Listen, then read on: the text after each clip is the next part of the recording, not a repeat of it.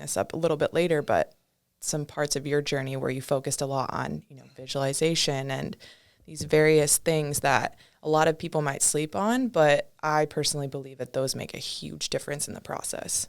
And the belief that you're going to be a professional athlete is one of those. Yeah, 100%. It's I do a lot of visualization, and I work with a mind coach, Joshua Manuel, and it's the fight mindset. I always say the guy's like a phenomenal guy. He's helped me so much. We've been working since I've been in the UFC. I think we started working back in 2016, and every fight it's almost like a hypnosis. So he puts me into these deep trances.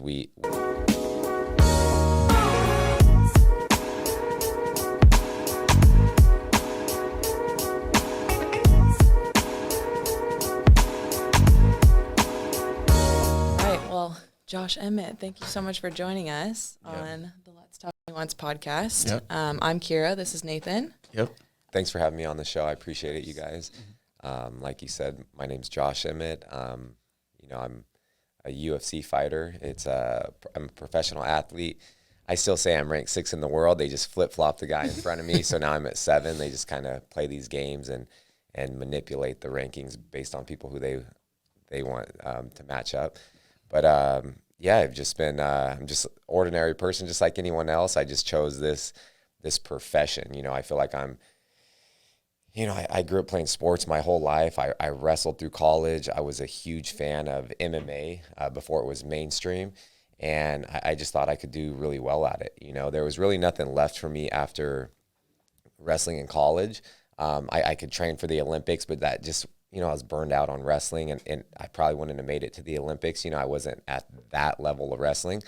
So I was like, hey, let's hop into MMA. I'm from Sacramento, so I'm just super fortunate that one of the best gyms for the lighter weights in the world was built in my backyard. And that's Uriah Faber. He opened Ultimate Fitness in 2005, and I was wrestling at Sac City College at the time. It was my second year.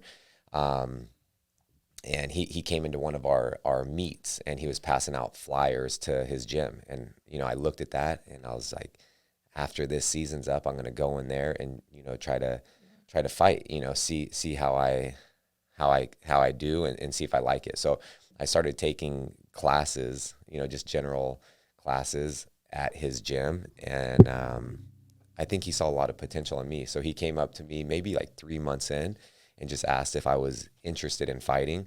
And I was like, yeah, that's why I'm here. So he invited me to some pro practices, and I started doing those. But at the time, I got offered to go wrestle at Menlo College. So, I did that for about 6 months, and then I thought, man, maybe I should go away to school, get my degree, just in case the fighting doesn't work out for me. Smart. And I'll wrestle at the 4-year level. So in my mind, it was all part of my plan. I'm like, I'll get better at wrestling, which will transfer over to the fight game, just at a higher level. So, I went away for 3 years from 2007 to 2010, got my degree in psychology. And, you could say I'm not using my degree at all, but maybe I am. Just fighting's a mental game. But the only things I ever wanted to do since I was a young child is be a professional athlete or be a police officer. And, when I was thinking about professional athlete, I was thinking about football, basketball, something like that. I wasn't thinking about fighting.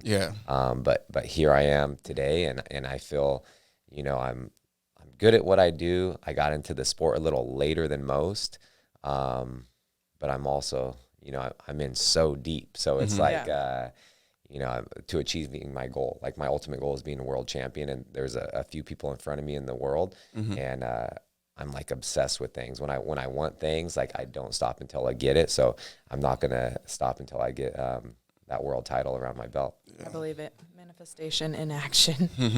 Yeah, and that's something I focus on a lot, is manifestation. And so to hear you say, when I was a kid, I wanted to be a professional athlete, and here you are, a professional athlete. I know that sounds very simplistic, but I know there's been, and I want to bring this up a little bit later, but some parts of your journey where you focused a lot on, visualization and these various things that a lot of people might sleep on, but I personally believe that those make a huge difference in the process.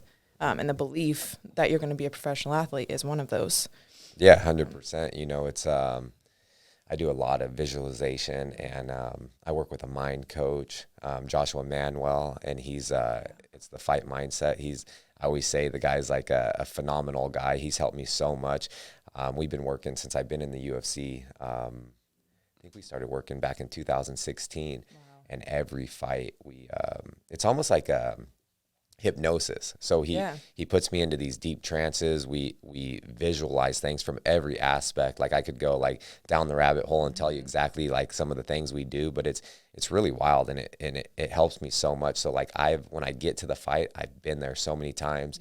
I've won. I've seen it all these different ways, and a lot of things that like I get these big finishes like I visualize the exact same thing. And it sounds crazy, but it's like we have like the recordings before the fight, exactly how I'm going to finish these guys, like the Michael Johnson fight, the Lamas fight. Like I hit them and I see him just falling over like a tree, and I walk away, and that's exactly what happened in the fights. And this is what we're like preparing for and going through in our minds. And obviously I go through just every outcome basically. Like every outcome I get my hand raised, but I go through all the scenarios, whether I'm in a bad position, then I get to a good position, and just different ways to win. So it's huge, and you have to have a strong belief. And that's something that I feel like I possess. Yeah. Yep. It's evident. Yeah, that's amazing. Yeah. I was going to ask you too, is visualization and hypnosis something you just do with your mindset coach, or do you have practices you do on your own as well? Yeah. So I've always done that before. I've worked with my mind coach, like visualization. So, so I grew up, my mom's a naturopathic doctor. Right. So I grew up like, you know, when I was a child, I never ate processed stuff. My mom made everything from scratch. You know, at the time when I was like a child, I'd go to my friends' houses, and they would have all these, you know, soda in their fridge and all like these, like, you know, just like fruit snacks. And I always wanted that, but it's like, I appreciate it now. But my mom was always into like Eastern medicine and meditation and stuff like that. So that's something that I've always kind of practiced from a young age in all sports. And even one of the things, you've probably heard of like floating. So of course, Capital Floats. Yep. They have one in Auburn. They have one down in Sacramento and Oak Park on Broadway. That's something I love to do. It's a deprivation tank. So I would float, and I would just like, I go over things in my mind too. Like it's kind of like what I do with my mind coach, but this is before I was like working with him when I was on the regional scene, just going through every scenario I possibly could, but I'm always coming out winning, you know what I mean? Mm-hmm. And I feel like I have my mentality is something else. It's different from most. It's like I'm willing to go through kind of hell. Like I always say it, I'm willing to go through hell as long as I get my hand raised, and I'm preparing my mind and my body before my fights. Just like it anything could happen, you know. It's a dangerous sport. I don't feel like it's a hobby. It's you can seriously get hurt. There's been people that have died. There's you know, or seriously injured. So, but I'm you know, it's what I signed up for, and it's what I'm willing to put my body through as long as I can like achieve greatness and set up my family and friends for the future. So my mentality is on another level. Yeah. So what is on the topic of like preparation, what are things that you like say that you would swear by? Like obviously you mentioned floating. We're big fans of floating too.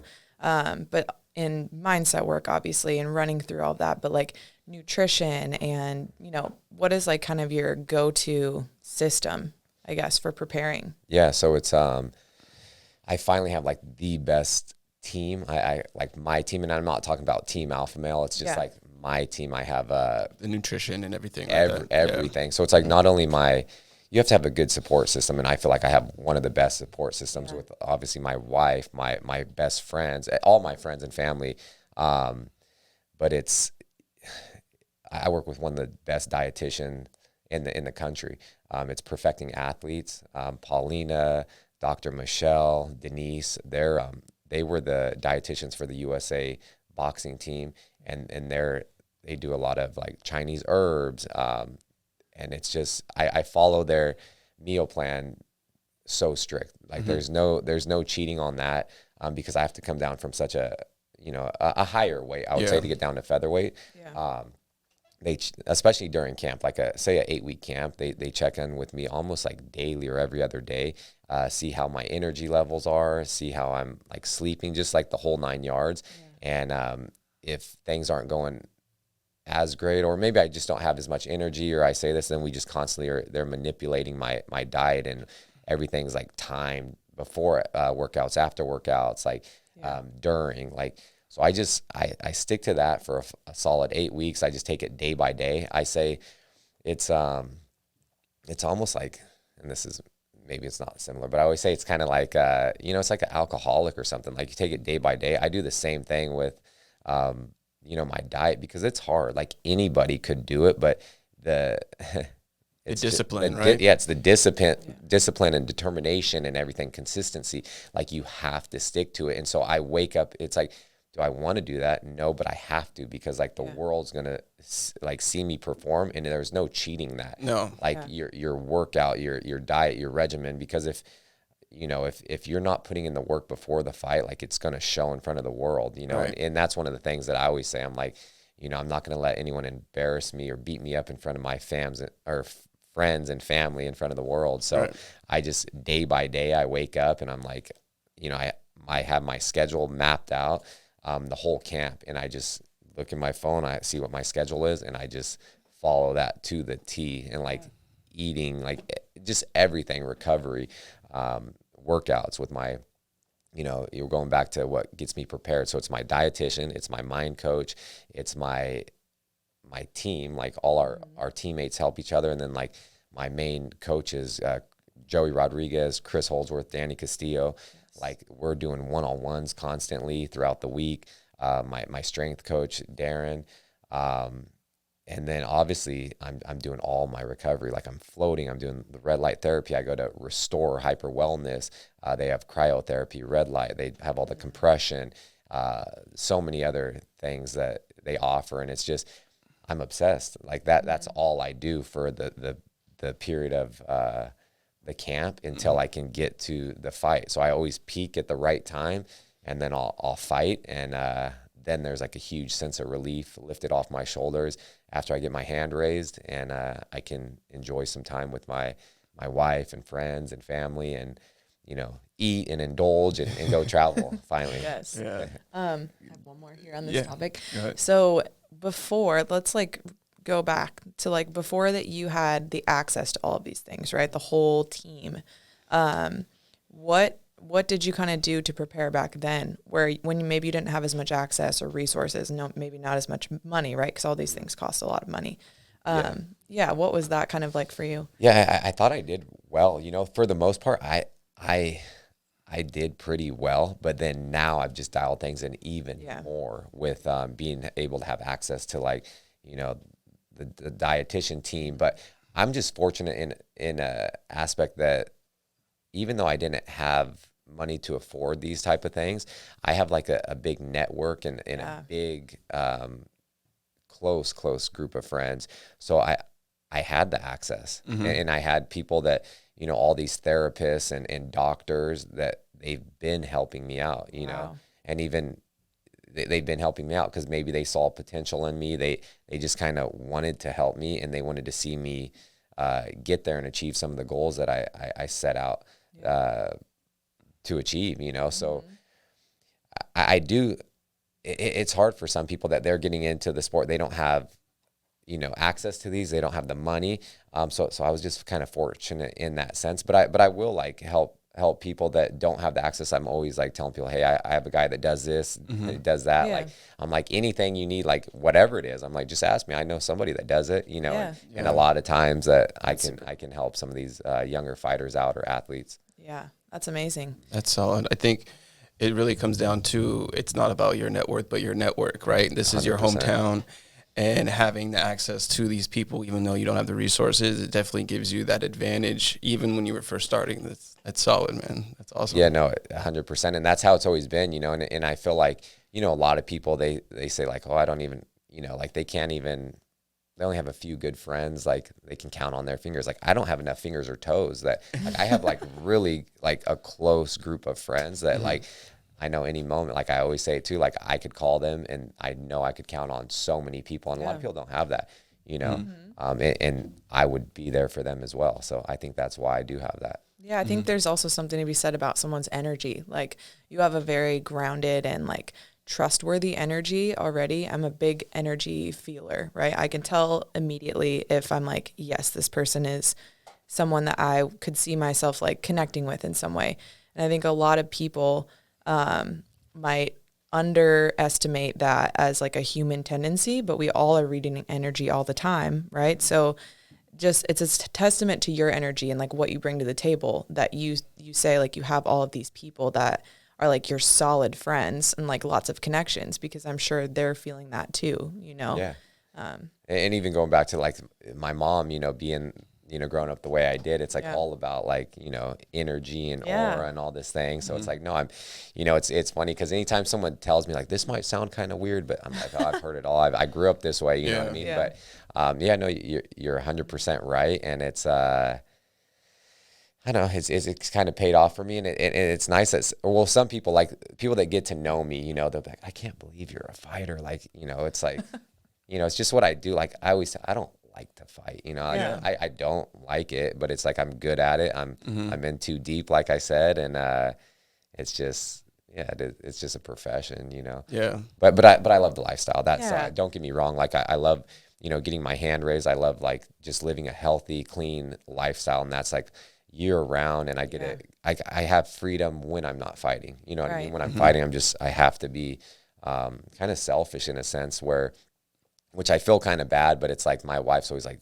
you have to say no, but it's hard for me to say no. Yeah. So it's like, but I have to be selfish. I have to miss like, you know, birthday parties. I have to miss events. I have to do all these things, just especially in camp. But when I'm not in camp, I'll do whatever. Yeah. And I think also something that like, if you're not a UFC fan, or even if you are, a lot of people assume that the UFC, as I did when I wasn't familiar with it, is this like aggressive, like dog eat dog thing. And like, obviously it can be, it's like very gladiator-esque, but also there's so many people in the UFC, this is like the nuance of it, who are like deep, grounded, humble people who are really just trying to provide for their family and make a difference. And I feel like the people who are more in that like dog eat dog energy, I don't give a fuck about anybody else but myself, are the minority. Yeah. And it seems like everybody else, these good-hearted people, are the majority. So that tells me there's like more nuance to it in the UFC than just like, oh, these people are beating the shit out of each other. So I said, yeah, 100%. A lot of people in the MMA, I guess, community and just fighters in general, they're highly educated, they're good people, but there are those I don't know, I guess you call them lunatics, or they're a little crazy. But that's in everything, you know what I mean? Yeah. But yeah, a lot of great people, and there's a lot of people that look up to us and children and stuff. So it's like I try to, you know, be a good role model, give people hope, because at the end of the day, it's you know, it's like we're just regular people, just like you guys and everybody else. But I think people's perception of us is different. You know what I mean? It's like, you know, I go to some places and there's people like, oh, what are you doing here? Like same thing you are, like at the grocery store or something. Like I got to shop, like, you know what I mean? Yeah, but it's or people just think that because some of us we're on TV and stuff like that, they think that like we have all this money and stuff, but it's not at all like that. It's like, you know, especially getting into the sport, like it's a brutal way to earn a living. Absolutely. Yeah. And there's not a lot of money involved. Like you could make more money if you say you fought, you know, once a year and you were you're making your debut and you lost. That's like nothing. And then taxes and all the fees and everything that come with it. You can make more at McDonald's in a few months, you know? But when you get to like the higher level and you get in these second sets of contracts and third and fourth, and that you can start making like a decent living. It's still not like on the level like Conor McGregor and Masvidal and all the Nate Diaz, like, you know, these superstars of the sport, and the champions getting crazy pay. But if you keep winning and the fans like you, then a lot of people can get to that level, and there are opportunities to be made in the sport. But a lot of guys are great guys in the sport. Yeah, would you on the topic of like pay and benefits and things like that. I listen to Joe Rogan a lot, and I kind of hear his perspective on things. He does a lot of like stem cell, I don't know what it's called, therapy. Wondering, like, is there any protection for fighters like coming out of, because like, okay, like you just said, when you're a younger fighter and you're not making a lot of money, it takes a lot to recover, especially if you're injured, not to mention potential like CTE and brain injuries. Is there any kind of like protection within the UFC for that? Yeah, so as far as we're still independent contractors, so when athletes fight and like actually fight, if anything happens in that fight, then the UFC will pay. You know, you're 100% covered. If you injure yourself, you need a surgery, you need treatment for a certain amount of time. But outside of fighting, I think they actually just did something to where if you get hurt in practice, they will cover up to a certain amount, you know, but you have to come up with like kind of a decent or a higher copay, you know, just to initiate the insurance. But other than that, like for me, I don't have medical insurance, you know what I mean? Which is kind of crazy. I don't have medical insurance. That's absurd. But when I fight, you know, I'm covered. And fortunately, because you're talking about like brain injury and stuff, I've had some bad injuries. You know, my debut in the UFC, I had, and this goes back to my mentality as well, but it's like I had a compound fracture in my finger. Like I had to hide it from the ref in order to continue to fight, because there was nothing stopping me from getting my hand raised. And your bone was exposed, sticking out. I thought I lost my finger a few times. And I, you know, I had facial fractures. I broke my cheek, like my orbital just completely shattered. I had a lot of vertigo and stuff like that from a fight that I didn't think I was ever going to be able to fight again, just because it was so bad. But again, I was fortunate from like the network that I have, and a lot of like high level therapists and doctors that they kind of took the lead, and they helped me and treated me, and they sent me in the right direction to meet with other therapists in their field that were like top notch, where I didn't get that from the UFC. I got it from my friends. And then that's why I go back to think about like the kids getting into this or don't have the access that I have. Yeah. Like I would have been completely lost. Like maybe I wouldn't have got better, because I had the vertigo was like on another level. Like with bones and stuff, I always say, you know, they'll heal over time.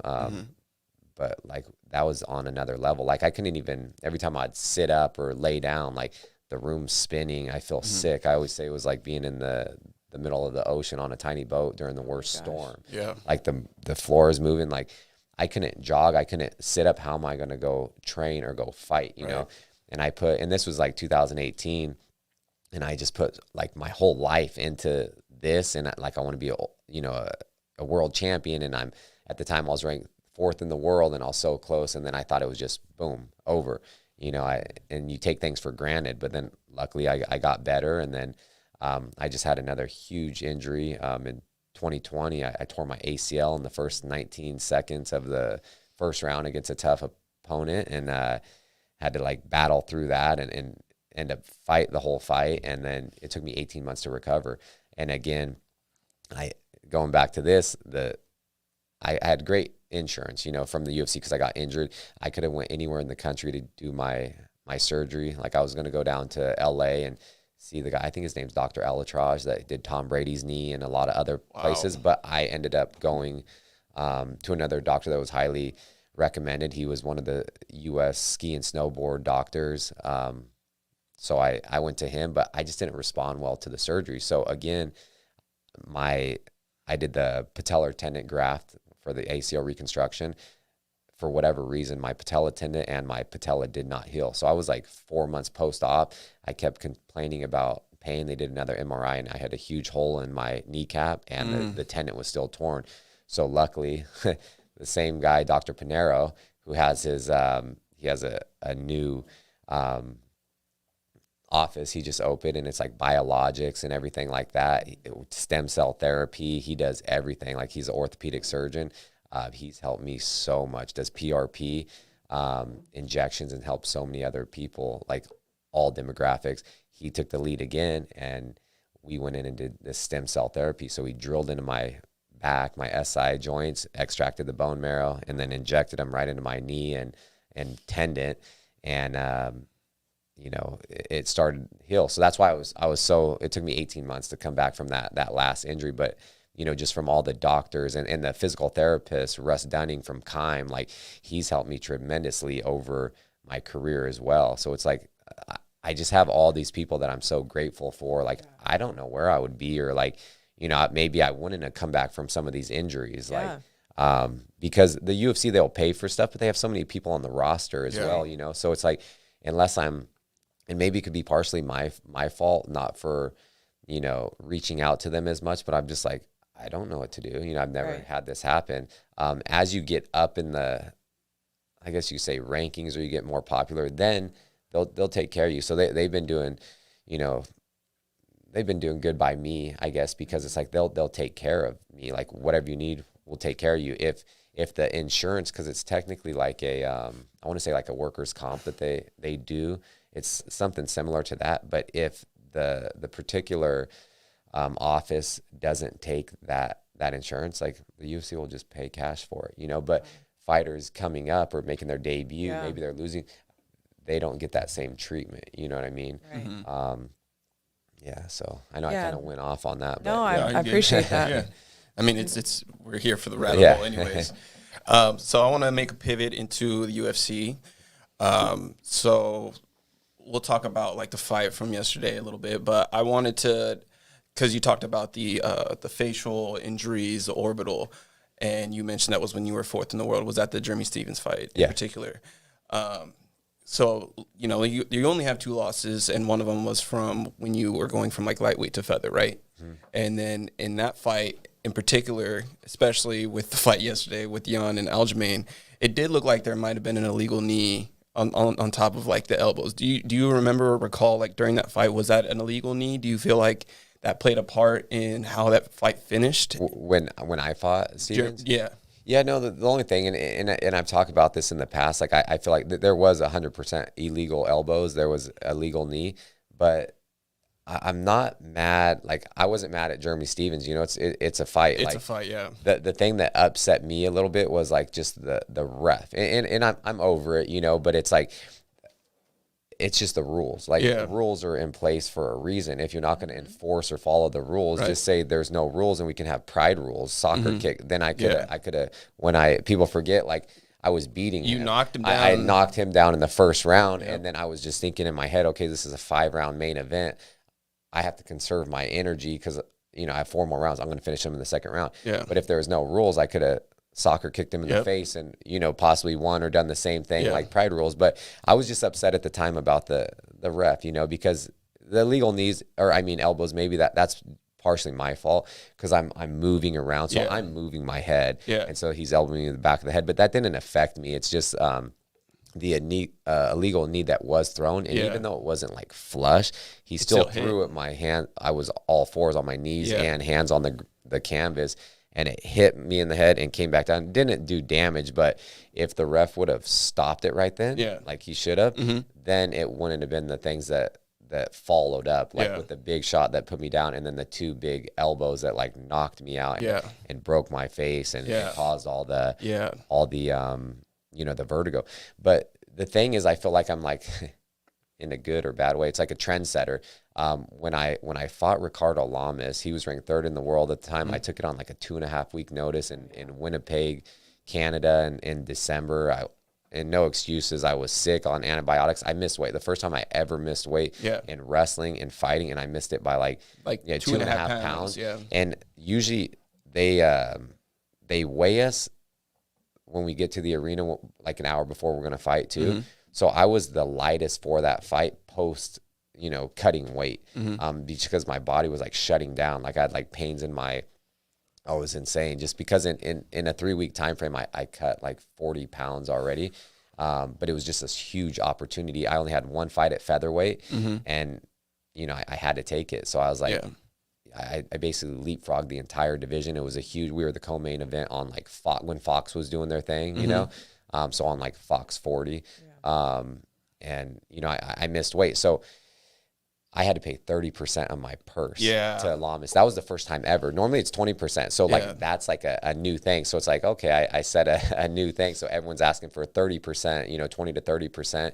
And then with the Stevens fight, like after that, like that's the reason why you see they have the replay now. They have that because of me. And I was like, well, if someone doesn't have to go through that again, like, okay, even though it happened to me and it is what it is, it's like, at least maybe that can protect someone else from, that protecting them or saving them, or it's a big deal too, because it's like when you fight, you get paid your show money.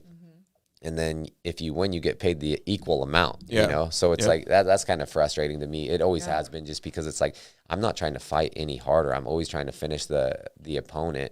And it's like, I'm like you go to work and you bust your ass at work, and then like they only pay you half. It's like, man, that's just, it's tough. I wish we got like lump sums, but Do you think when it comes down to that point, like when an illegal action happens and a fighter is like not able to continue, do you think the no contest would be the more right ruling for the fight, in particular, like that fight, and then maybe even like Aljamain and Jan won?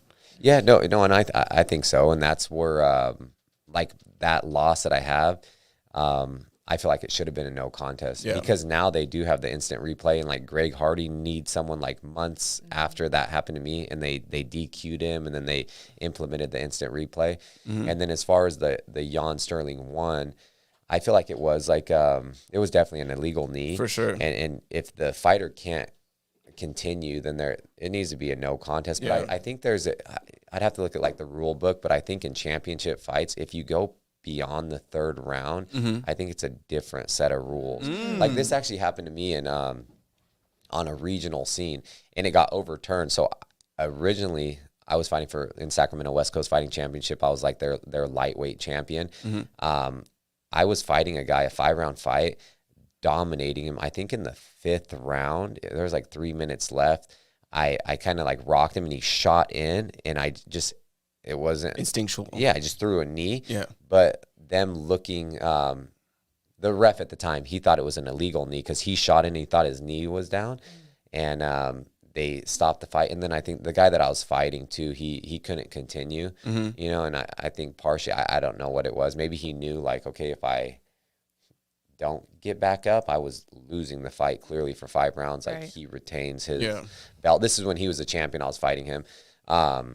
And so the athletic commission actually looked at it, they reviewed it, and then overturned it. So it was a no contest, and then it went to a win, a technical decision, because we were in the championship rounds. They should have went to up until that point. If it was before the 3rd round, like in the 1st or 2nd round, then it's a no contest. After the 3rd round, it goes to who was winning the fight. And that's how they should score it. So I think that sounded more fair too. Yeah. Like when you look at the Jan and the Sterling, the first fight, like, okay, that was what, round 2? Yeah, that should have been a no contest. Me personally, that's what I think. But. So it was, and then this one, Aljamain looked phenomenal. You know what I mean? I think a lot of people thought Jan was going to kind of run through him. And well, he's such a talented fighter, but then, Aljamain did a great job. His jiu-jitsu is so good. So, he was relentless with those takedowns. He kept, once he has his back and, triangling the body, it's like, he was like a freaking snake on him. No matter where he went, he had him under control. And I mean, 3.5 minutes of ground control time between round 2 and round 3 is like, you could probably say one of those rounds were definitely 10-8. Yeah. Even if Jan said he won the first round and maybe like 4 and 5, it's so close. Hard to say, and at the end of the day, it's like, you can't leave it up to the judges. There's such a discrepancy between the stand-up and the ground game between the two. It's like, who's going to fulfill the hole if they meet again, you know? And it's tough with, like, you don't know what the judges are looking at, you know? And a lot of times, a lot of these judges for athletic commissions, they come from, like, boxing background. So it's like, if you look around who the judges are and you're like, okay, they judge boxing, they're probably going to score boxing more. So if you're just standing up and you're using your jab and you're just jabbing them and stuff, but when maybe they don't understand like the ground game, like the jiu-jitsu, the wrestling, like everything else, like maybe they're not scoring it the way they would boxing. So you have to you just have to be aware of your surroundings and know kind of who's judging you. Even a lot of people don't look at that, but I think when I first started watching the sport in about 2009, 2010, there were only that's like what, almost a decade, maybe 2 decades of the UFC going in. Well, we're almost at 3 decades now, and you think like they would have more refs that are watching the whole sport as a whole, not taking these guys from boxing, because at this point it's aggression, it's ground control, it's like, you know, it's not just the normal UFC fight that they want to see blood and banging. Like, these things are technical between ground control time and even like people putting damage from their back. Like, some of these things need to be addressed and seen as like, okay, they might look like they're dominated, but they might be having more control, or like putting submissions, attempting more submissions. So and I think they need to have like a class or curriculum or something like that, because it's just like, it's their opinion. And a lot of them, it's like people always say steal the round. So it's like the last 30 seconds, you throw some big punches, take them down, and then finish strong with some elbows. And they're like, oh, he won that round. That's like the last thing in their mind that they see. They don't remember the first 4.5 minutes that the guy was dominating him. So it's tough when you can just take someone down to steal the round. Like, that doesn't make any sense. No. You know, and I think maybe eventually they need to get some actual like fighters. Like, maybe you have a certain amount of pro fights or something, and then you can, or a certain belt, or take some type of classes, so like, you know more about the sport. Like Herb Dean, he's had like 3 fights, I think, before being a ref, so he's got a little bit of experience. And I know there might be controversy around like early stoppages and stuff around Herb Dean, but he's had experience in the cage, and I think that matters, as well as with the reffing point that I was making. When I was watching the sport early, I felt like there were a lot of robberies as far as decisions go, and nowadays it doesn't seem too much, but there is a lot of like discrepancy where you're like, can't leave it in the hands of the judges, you know? And then what they score that, and it's just it's been bizarre, but it is getting better, and there are a lot of great refs too, you know, like Herb Dean's one of them. Okay, so the next thing I wanted to ask was, obviously, we've seen Volk dominate Korean Zombie yesterday. And, you know, your name was brought up at the end of the cast. Holloway was obviously going to be there, like, third fight to happen there. But we've seen that fight stylistically. We, like, at least UFC fans know that your wrestling would almost be a non-factor for Volk. So between that, I mean, Allen's in the mix, and Holloway, do you think you should be the next title contender against Volkanovski? And then, well, I'll let you answer that first. And then I do. And it was so close before, like when Holloway and him were supposed to fight again, and Holloway got injured, you know, that's where it was, the Zombie and my name were kind of in that mix, and they went with him. But it's like, I think Volkanovski had the blueprint to beat Korean Zombie. Like, it went down, like, Korean Zombie, he's a great fighter. He's been in the sport for a long time. He has power in his hands. He's good at jiu-jitsu, like, everywhere. He's a well-rounded fighter. But it kind of went down how I thought it would go down, just because you think about Volkanovski beat Max Holloway. The first one was decisively. He won. The second one was super close. He beat Ortega. Look at the way he beat Ortega. It's like, and then Max beat Ortega. Ortega beat Zombie, and it's like styles make fights, but they're all similar, even though they're completely different fighters. They're all tall, long fighters, and he's fought people like that. He's never fought anybody like me. The person that's like most similar to I'd say my style would be my teammate and Fred Chad Mendez. You know, he fought him, and Chad was doing really well against him, but he got tired, and you know, it was kind of it just went down the way it did. But it's like, I think him and I match up perfect, you know, and stylistically, everybody in front of me, and he's a champion, like, it's the best matchup for me, you know? I think it's the best, freshest fight that we would see him defend the title against with you. I think it makes the most sense. I would love to see it. Yeah, and he's fought some of my teammates. He has never lost in the UFC. He has one loss in his entire career. But it's like, you know, he's powerful. He's good. He's the best, you know, but it's like, I want that opportunity, and then just to show people how good I am. And I think, like, with you having that goal of wearing that belt on your waist, between, I don't know if Allen is so much in the mix. Like, he had a really good win, but between, I think, you and Holloway, would you take that title contender fight there, where whoever wins that one would win the fight with Volkanovski? Yeah, no, 100%. And they were actually trying to make that fight for us, too, but for whatever reason, it just didn't finalize. And I think Max is he was gonna wait to see who won this, because he's next in line. So I don't know what the UFC will do, but it's like, I don't know if I'm assuming they'll do, Volkanovski, Holloway 3, because of the last fight. And then with Holloway, who did he fight? He fought Kattar, and then he fought Yair, and he just continues to, look better and better. Yeah. And he's arguably one of the best featherweights of all time. But, I still think just Volkanovski kind of has his number, but it's like, but anything can happen. And Holloway is such a great fighter that you don't know. It's like, it's like any given day. And people expect, this is another thing people don't think about. It's like, okay, on that particular day, it's like we have one fight. It's like we have to show up and be like on. We have to be 100%, and a lot of times you're not. Yeah. You know what I mean? Like there's so many factors at play. I don't think I've ever gone into a fight 100%. Right.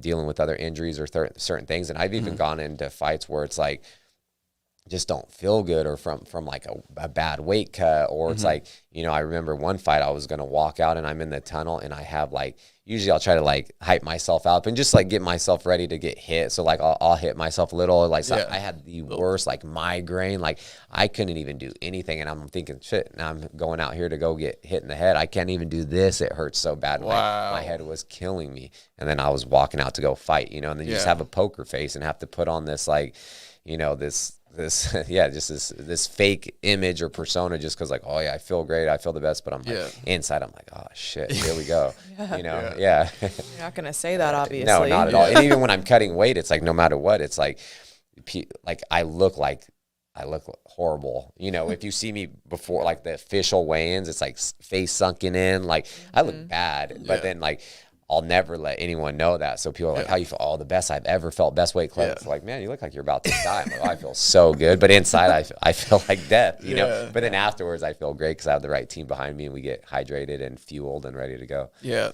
That's like back to what we were saying, I think, before we were recording, but just about like on TV versus like real life. Like in a sense, you're like, I'm a whole ass human being with needs and feelings and like hurt, pain, right? But the TV and like people watching it expect this like superhuman out of you, and in a way you have to project that, otherwise people are going to come in thinking they're going to eat you alive. And it's exactly like that. It's just like I say, fighting is, I say it's like 80% mental, you know what I mean? It's like the fight itself, they're easy, the fights are easy. Like the training camp is hard, the cutting the weight, it's like I'm going in every day for 8 weeks. I'm like sparring, I'm running my body through hell, like just breaking it down. I'm in a calorie deficit, like I feel like shit, I'm not sleeping, I'm doing all this stuff.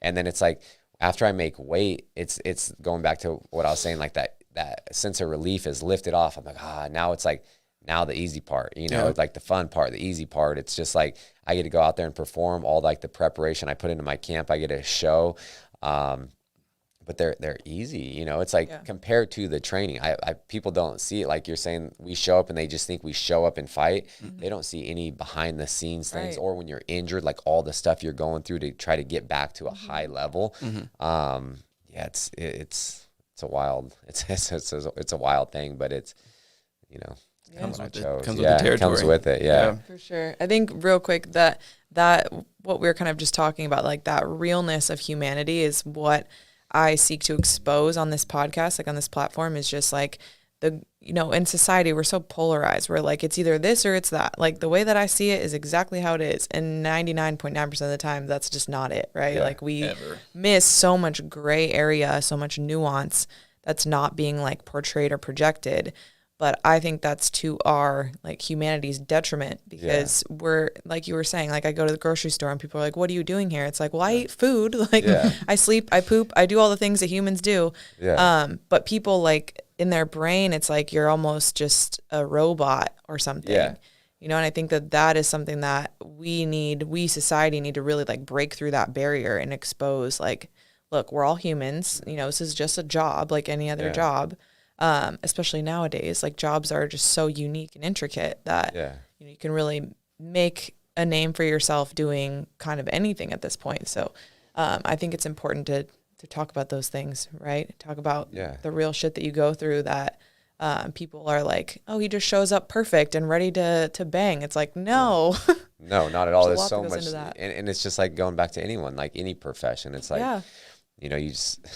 it's like a teacher, you know, like they're doing all their planning and lesson planning before, and you know, it's like they're not just. I always say fighting is like a full-time job with overtime when I'm in a camp, but it's like everyone is doing the same thing. It's like work, but we're just under like a magnifying glass, right. you know, and it's out there, but it's like you guys work just as hard, if not harder, you know, than all of us. You know, it's just, it is just, you have to, they're just regular people. And that's like with any profession, you know, or any like people that I guess are just on TV or in any like sports league, like the majority of the people, they're awesome people. If you just talk to them, they're just like people. They are. Yeah. It's just, not expecting this like superhumanness out of them, like celebrity culture, for instance. Like the word celebrity is like kind of cringy, but just the fact that there's these people that were like, oh, they're up here in this castle. Yeah, not at all. They don't do these things. It's like, no, they do all the things, but then they have this added pressure of like the scrutiny of weird projections that society puts on them.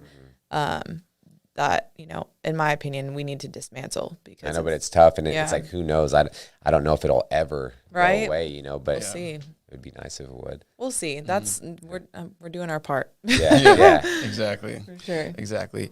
The last thing I have on just like the UFC aspect and like stylistic matchups.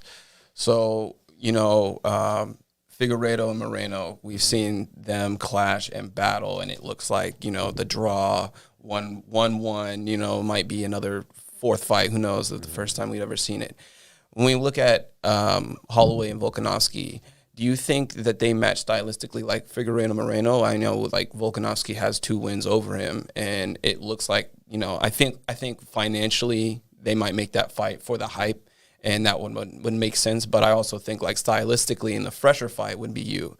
What do you think between Holloway and Volkanovski maybe matches up with Figueiredo Moreno type of thing? Yeah, no, it could. And it's like, you know, Max was such a great champ, and he's a good person. And it was just because, like, obviously, like I said, the first one, I thought he decisively won, like 4-1 on the rounds. And then the last one was so close. And a lot of people think Holloway won. You know, it was such a close fight. So it's like, I feel like Max deserves it. You know, there's nobody that could beat him besides Volkanovski, and the controversy from the last one, like I said. But yeah, they could go on, and who knows what happens. Say they do make the third fight, the trilogy, and Max beats him, and then does Volkanovski get an immediate title shot, and they do, you know, the fourth fight, like, you know, because Moreno and Figueiredo, they've already fought 3, and like you said, they're talking about the fourth one. So I could see it, you know, like I could definitely see it happening. Yeah. We've never seen it, and when you see guys like that perform at the high caliber like that, and they're constantly clashing, they look so close. It's like, it's very interesting to see, you know. So I just wanted your take on that. Yeah, and that's too. where it can go, like what I'm saying. Like the guys are like some of the best guys in the world, and then maybe one of them was just like not 100% that day, and so he got the better of him, and then it goes back and forth. It's like on any given day, but that's like anyone I feel like the top 10, the top 15, anyone could be a champion on their best day, and maybe the champion he's having an off day, but then it's like 9 out of 10 times this guy beats him, and it's how styles make fights. It's just like, you know, I wrestled, and growing up that way, it's the same type of thing. So it's like, you know, it's like I can beat this guy, but I can't beat him. But then the guy that like I beats the guy I can't. It's just, it's so weird how that works out. You know what I mean? It's like every time I beat him, but I can't. Yeah, and it's the same thing. I think with fighting and stuff like that. But it's Yeah, I got you. I kind of want to switch gears for my final question. So would you consider yourself an entrepreneur? And if so, what has that journey been like for you? Yeah, no, I would say so. You know, I would love to, and I can follow in like people that mentor me, and like one of my best friends, Johnny Perez, Brandon Brodsky, those are big mentors to me, and they're like my friend Brandon's like a serial entrepreneur, and he's given me some you know, opportunities. So it's like Vibe Health Bar. I'm like a, you know, part owner in that. The Cat Floats in Auburn, you know, minor shareholder in that too. You know, nothing big, but you know, I used to have my own CrossFit gym, you know, for I like about like 6-7 years. And that's what helped me to continue this dream I've been chasing. Yeah. You know, because I was able to, train full time, and then I would schedule classes in between and personal training. I would do that so I could continue to do this. And I've had, going back to like my group of friends that have helped me through everything, like, so I could pursue this. Like when I graduated college in 2010, my friend Johnny and Felice, they let my wife and I move into their house. We didn't pay any rent. We didn't do anything because he knew what I could do. And he's like, I want you to pursue this. He was playing football and he had the same type of thing. Like, his father passed away. He was playing college football, and he left college to come home and take care of his sister. He started, the two guys under him both made it to the NFL. Wow. So he's a humble guy. He would be playing in the NFL. I think not that he loves his life, loves his career, everything like that, but it's like he maybe had missed opportunity and he didn't want that to happen to me. Mm-hmm. So he just said, yeah, I want you to pursue this till you can get there. So like they took care of everything. So, and I was working in a group home at that time too. So I would work like these 12, 13-hour shifts on Saturday, Sunday, just so I could train full time, you know, and it's like, yeah, it's, I'm sorry, what was the question? No, it's okay. I have a follow-up too. It's just in regards to entrepreneurship, to follow up other younger fighters to kind of use and kind of identify like different, interests or talents that they have to plant seeds entrepreneurially so that they can be supported while they're fighting. Like we brought up Chris Holdsworth when we were off camera. We could talk about him, or even like opening up his academy. I'm assuming you would encourage. Yeah, no, 100%. And it's all about like your network, your relationships, and just being a good person. If maybe people will give you opportunities to invest in things, like my friend Brandon did, and it's but I would like to do multiple things, and it's like, okay, I'm an independent contractor. I'm my own business. Like you got to hustle. I had like a side hustle when I was on the regional scene, just selling shirts and doing like every little thing I could just to make a little extra cash. But like Chris Holdsworth, he just opened his own Chris Holdsworth Academy. It's in Orangeville on Hazel and Greenback, and he's a great instructor, great just athlete all around, and a good guy. Like he had a lot of vertigo issues too. That's why he stopped fighting. He won the Ultimate Fighter. He was like a phenom in jiu-jitsu. He was undefeated in the UFC, but then he had vertigo issues, kind of like what I had. And he's one of the main people, like when I was, and I wouldn't have told anyone this, but I was still having these symptoms, and I was like, I need to fight. I need to get paid, even though I'm not feeling good. So I was going to do it. And he told me, he said, please don't take this fight. He says, I had the same, issues maybe, he took another fight and he had concussion on top of concussion. And he's like, maybe if I didn't take that last one, I wouldn't have had like this long lingering stuff. And he's like, I'm still suffering from it like 6-7 years later. So this particular one, he's like, just hold off. And like, I listened to him again. So I didn't do it. And then, things got better. And then I proceeded to come back. But I think he'd be a world champion. Absolutely. I've said it before. Like, he was so good. Yeah. Like, phenomenal. Yeah. For sure. Yeah, but it's a slippery slope, with like the injuries. Like I think a lot of people, again, they watch the UFC because they want to see like bloodshed and like this entertaining fight. But it's like these are real humans that are putting their life on the line, literally. Yeah. And what you're saying is a testament to that, because it's like, can you imagine, like, obviously not you, I'm not asking you this, but like the listener, can you imagine like being in a profession where like one 15-minute bout could make the next 7 years of your life, like challenging? Like, I don't know if people have had vertigo before, but it's like, it affects everything, you know? It's bad. And I've even seen one of our guys used to train with us, Devin. He was, and I was at practice. He was a great athlete. It was one of our wrestling practices. He got into a weird scramble and paralyzed. He was quadriplegic, like right in front of me. And then like, that was another thing. It's like changed his entire life. You know, they were going to say he was going to be quadriplegic, but then he kept working and working. Now he's just, he's paralyzed, but he can, operate everything else, but he's from his waist down, he's paralyzed. And it's like, and that happened like 9-10 years ago. So it's, it's wild. Even like you talking about that, my wife always says, so she's always watching, like she's not a fan of the sport, but she supports me, of course. They don't like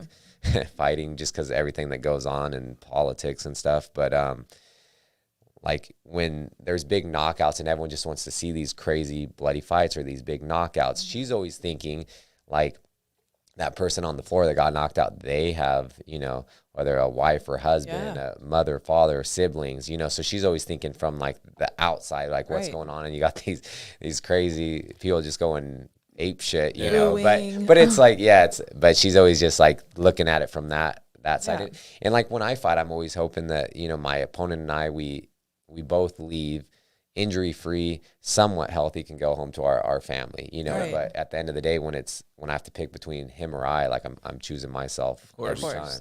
You know. They have those scary injuries, like that one fight that Uriah Hall had during the Ultimate Fighter. Oh yeah. And he had that spinning head knockout, and he was like, yeah, I won, and then looked at him, and you just see the guy like heaving on the floor, where you're like, oh man, I hope he's good, you know, that type of stuff. Yeah, it's like, bad. It's a balance between being competitive and being like a compassionate human, for sure. 100%. Yeah, that's one thing that I get really triggered by when I'm watching. Last night was like a good example where everyone's like booing when it's on the ground. First of all, a lot of times there's very technical things happening here that you're booing. I'm like, do you get what's happening right now? But also, like, you're booing people for not putting their lives on the line like your wife is concerned about. It's like, it's a very valid concern, especially as your wife. Of course, she's going to see it that way. But I just, like, I would love for people to kind of see the humanity a bit more so they're not so, like, blood hungry. Obviously, we want, like, an entertaining fight, but just, like, recognizing that these are human beings that have lives and dreams that they like to pursue. And it's tough after some of the fights, too. It's like people don't see that again. Going back to that, it's like I've been just laying it, like everything hurts. Like it's not just, it's crazy. It's like you got into a car accident and your car's flipping over and you just like every little like, piece of your body, literally from your toes to your head it just hurts. And it takes like a week to kind of recover. If you go through like a crazy war, there's been some fights where I'm like, I get down, I'm like, oh, I didn't even feel like I fought, you know, like my sparring session on Wednesdays was much harder than that fight. But there are those times where it's like, oh man, I just want to sleep in an ice bath or something, you know? Yeah. And you said it lasts about a week of that, like, sometimes just depends. Excruciating pain. When I fought Burgos and I had, besides my knee being completely blown out, everything else was just same type of thing. I was laying in bed. I was like, it was so painful. Like even when you laugh, talk, move, like, everything hurts. Again, whole ass human over here. Like, just bad. I can't imagine your wife's, as a woman too, just like watching you go through that afterwards and recovering. Like that's got to be hard too. Yeah, it's tough. And like I said, you know, we don't have any kids yet, but it's like, I wonder what my kid's doing. That, you know what I mean? Like, it's I don't know. Yeah, it comes with the price. Mm-hmm. Had that talk before. Yeah. Well, anymore. Nah. I did have one thing, because you come from collegiate wrestling and we know that's your strength, but you're also a purple belt in Brazilian Jiu-Jitsu. And my understanding is, I know black belt in Brazilian Jiu-Jitsu takes years. And I think BJ Penn got us in like 2, but I've heard like the standard is like 10. So what has been that kind of like integration between the wrestling and Brazilian Jiu-Jitsu for you? And what is your path like going forward from here? Like, so I come from a wrestling background, and I feel like I could go out there and wrestle these people, but then like we were saying, it's not like what a lot of people want to see. So I aim to be like entertaining, and I feel like I got to where I'm at, you know, faster than most, and just because of like the knockouts and me knowing what people want to see. But I love wrestling. I love jiu-jitsu. I'm only a purple belt just because I haven't really done the gi a whole lot, you know, just because I'm always like, I was a white belt. Obviously you started white belt. I wanted to do world. So I was doing some, you know, classes in a gi, just so I could get belted to a blue belt, because there is no, white belt. You can't do like the jiu-jitsu world championship. So I got promoted so I could do, it was my first and only jiu-jitsu tournament I've ever done, you know, and then I went in there and won that. And it's like a big accomplishment to a lot of, you know, people, but I come from a wrestling background. So I was like, oh, this is like an easy wrestling, you know, tournament, just relying on that. But I think like after I'm done with fighting, I definitely want to put more time in the gi, and it'd be awesome to like get a black belt. You know what I mean? Yeah. Like I want to, you know, I'll still continue to work out and maybe hit mitts. I just won't like spar, after my career is done, but Yeah. maybe I'll focus more time on the jiu-jitsu and just kind of accomplish something like that. But I hope it doesn't take me it is a long time. It depends how active you are and how often you're going. Right. Yeah. So, but if you're under any type of like really good jiu-jitsu instructor, like they're going to do the old traditional way. You have to be in the gi, you have to be doing this, but you'll see like new ways. People are like belting people out, and there's black belts at certain, people are like, how is that guy a black belt? But it just depends who you're under. You know? So that'll be exciting for me, or fun, For sure. I mean, it's definitely a more sustainable skill and but art. even that, it's like everything hurts, like with the gi, because you're doing all the grips, and I always mess up my fingers and hands, and I'm like, it's a tough sport. Gotcha. Even though I won't be getting punched, but there's so many things that you can still like tweak and like injure. I'm like, I kind of want to stay away from stuff, but I know I'll do that. Yeah. For sure. Solid. Do you feel complete? I'm good. Awesome. I think that is it. Thank you so much for coming here. Yeah, of course. It's super good to we do our own research a lot, obviously, listening to other podcasts or watching what is put out there on TV, watching your fights. But it's a whole nother thing to like really get to know who you are. And that's the focus that we're all about. It's just getting to know like the depths of humans and, what makes them tick, what got them to where they are. And you were such a clear example of that. Somebody who's like humble and just willing to kind of express those things. So thank you so much. Yeah, thanks for having me on, you guys. Of course. Where can everybody find you that's listening? They can go, I have Instagram and Twitter. It's Josh Emmett UFC. Everything that I support is also on my website, joshemmett.com. Awesome. So people can check that out, find my social media and stuff like that if they want. Perfect. And my Instagram is at Kiara Louise Lane. So it's CIARALOUISELANE. And mine is ain't worried about Nathan right now. Spell it out real quick. That's a tribute to Sonny B, aka Britton Sykes. AINTWORRIEDABOUTNATHAN. I need to change that. It's a little bit too long, but it's fun. It's a little quirky and witty. All right. That's awesome. Yeah. Amazing. Well, thank you so much.